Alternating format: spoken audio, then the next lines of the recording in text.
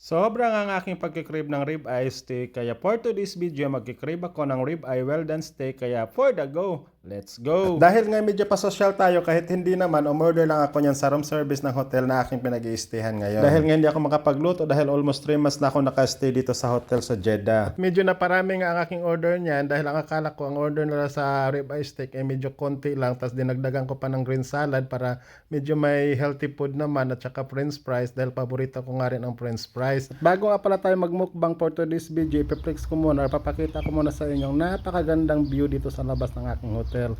Ayan nga guys, makikita natin dyan yung port ng Jeddah, tapos yung mga halaman at saka mga tanim dito sa labas ng terrace ng aking hotel na tinitirhan.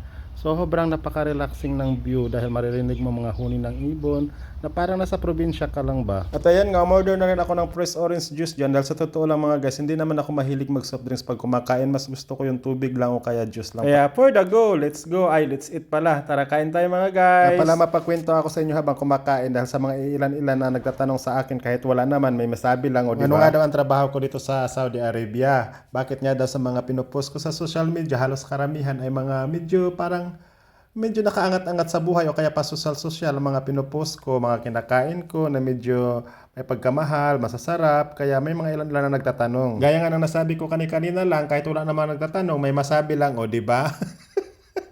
may content lang ba? May masabi lang sa content.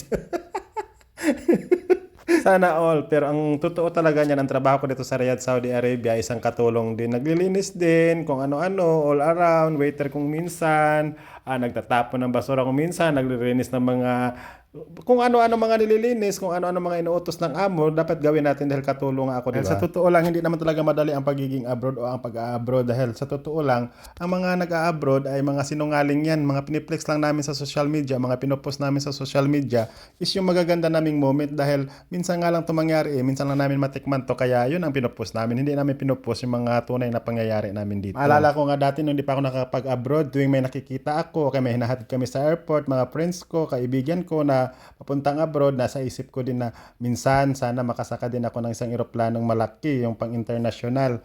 Dahil akala ko madali lang ang buhay dito sa abroad, hindi pala. Swerte mo kung mapunta ka sa among mabait, gaya ko. Yung amo kong napuntahan ay mabait. Sa totoo lang mga guys, 12 years na ako dito sa amo ko dito sa Riyadh, Saudi Arabia. Hindi talaga ako nagpalipat-lipat ng ibang amo.